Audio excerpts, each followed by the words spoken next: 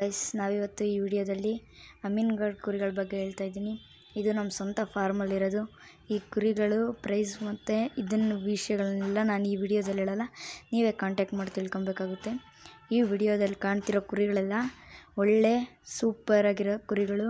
ಬಕ್ರೀದ್ ಪರ್ಪಸ್ಗೆ ಅಂತ ಸಾಕಿದ್ದೀವಿ. ಈ ಕುರಿಗಳು ನಿಮಗೆ ಬೇಕಾದರೆ ಮೇಲ್ಗಡೆ ಸ್ಕ್ರೀನ್ ಮೇಲೆ ಕಾಣ್ತಾ ಇರೋ ನಂಬರ್ಗೆ ಕಾಂಟ್ಯಾಕ್ಟ್ ಮಾಡಿ. Thank you for watching.